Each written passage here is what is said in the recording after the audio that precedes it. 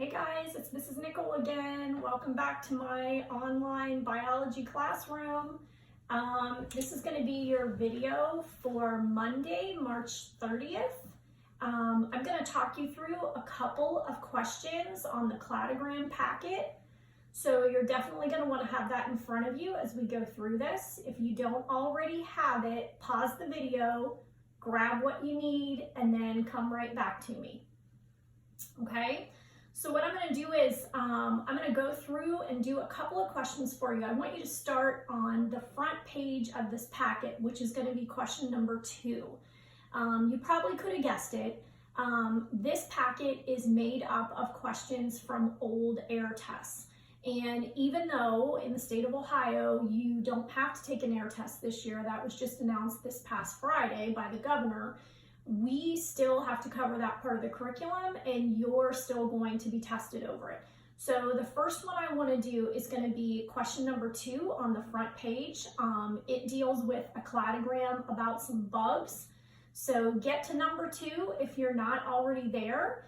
I drew it on my little whiteboard, so I'm going to kind of talk you through it. You guys know I'm no artist, so bear with me please as we go through this. So let's take a look at my little whiteboard and I'm going to talk you through it. So first of all, on this cladogram that they gave you, they rarely are going to label that common ancestor that I have labeled in red in the bottom left-hand corner. I put that in for you just as a reminder that basically what this is showing you is every organism that comes after or to the right of the common ancestor is related to each other and that they all share that ancestor in common. The closer together two things are on a cladogram, the more closely related they are to each other. So for example, these two bugs right here are going to be more closely related than the first bug is to the third bug. They're going to be less closely related.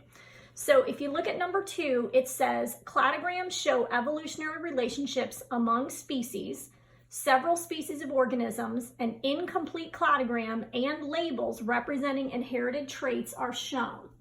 Part A says place an organism in each of the blank boxes to show relatedness among organisms. And then part B says place the trait labels on the cladogram to show when the traits appeared. Place the trait labels on or near the dots on the cladogram. It says you do not need to use all of the organisms. They give you 4 to pick from, 4 different bugs. You should use all of the trait labels. They give you 3 of those. And those 3 labels, by the way, are wings, antenna, and segments, okay? This would have been a click and drag kind of thing on the air test, but you're just going to write in these blank boxes what would go there. So the first bug that they gave you is right here. That is a bug that has 4 appendages, 4 legs. It has 2 eyes, and basically the head is just directly attached to the body. It's kind of all one body segment, okay? Now, what you need to try to figure out is which bugs are going to go in these 3 blank boxes. The way you're going to do that is to differentiate using derived characters. They're going to go at these dots, okay?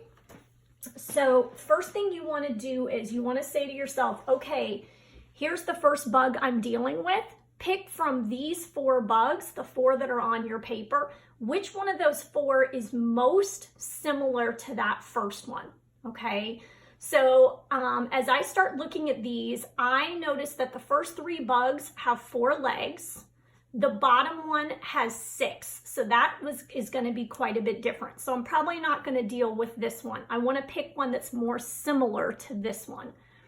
If I look at these 3, this one has wings, that's a lot different. This one has antenna, that's a lot different.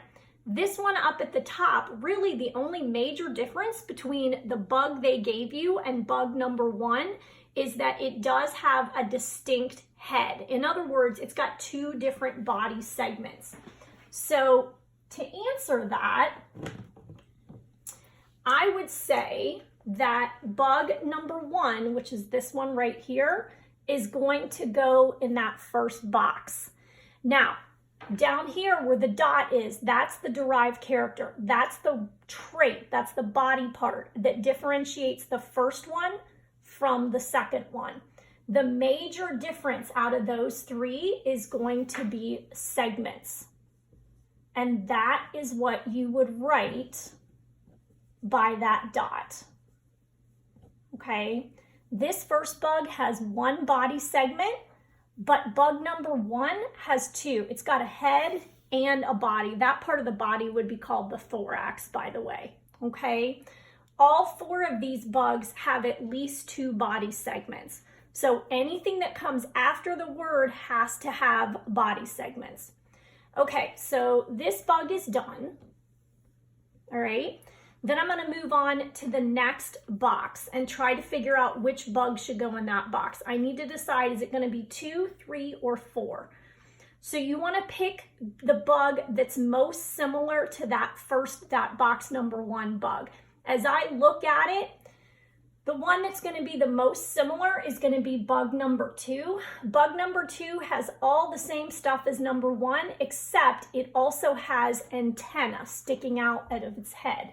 So that's going to be bug number 2. Okay. What I'm going to put here is called the derived character. That's the trait that differentiates this bug from this one.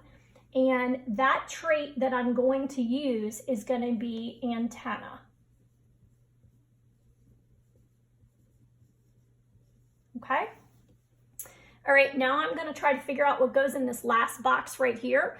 It's either going to be bug 3 or bug 4. So pick the one that is most similar to what bug 2 was.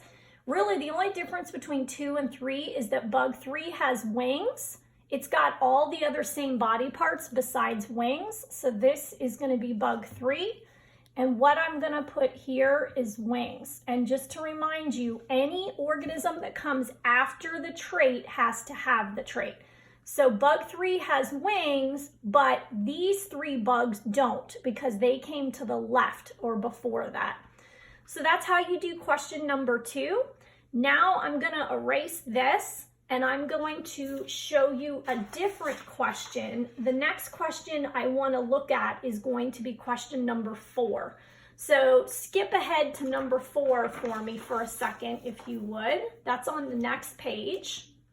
Okay, guys, this is number 4 in the packet. So get to number 4 if you're not already there. This is a cladogram, looks a little different than the other ones. This one's about plants. There are a few different ways you can draw cladograms. This just happens to be one of them. It says scientists construct the cladogram shown of plants in the genus Clusia based on evidence collected from DNA analysis. And then it says which conclusion is supported by the cladogram. So before you try to even answer or figure out if it's A, B, C, or D, again, they did not label it, but the common ancestor is going to be down here in this bottom left-hand corner.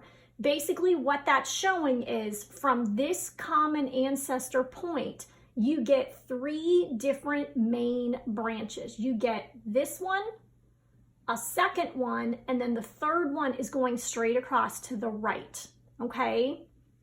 Now, once you get to this third one, it's going to branch off again into 2 separate plants. Capital C's for all of these, and then lowercase letters for everything else. Capital C is representing Clusia. That's the genus. The species is going to be written in all lowercase letters. Okay, so if you start looking at these choices, let's see what we can figure out here.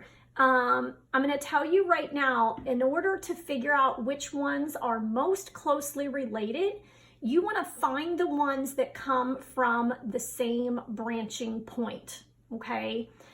It's almost like this is a fork in the road that has 3 choices. It has a choice to go this way, a choice to go this way, or a choice to go straight to the right, okay? So look at choice A. It says C. valeria and C. rosea are the most closely related of the 4 species. So here's valeria right here. Here's rosea. Those are not the most closely related because they actually come from two different separate branching points. Look at choice B. It says C. rosea and C. cylindrica are the most closely related of the 4 species. That sounds like a good answer to me. They split from that same branching point, so these two are going to be very closely related. So B could be right. Look at C. C. cupulata and C. valerio are the most closely related of the 4 species. Here's these two. This is what they're talking about. They're not the most closely related because they actually came from 2 completely separate long branching points. Choice D says C. cupulata and C. cylindrica, very top and very bottom, are the most closely related. That's wrong. They're actually the least closely related. The ones that are most closely related are going to be these two right here. And the reason for that is they sprout from the same point, from that same vertex, if you want to think of it like that. So correct answer for that is going to be choice B. If you would like some additional help with this sometime today, I am doing a Google Meet starting at 1 o'clock today. Look at Google Classroom. It'll give you the link for it. Hope to see you guys later. Thanks. Bye.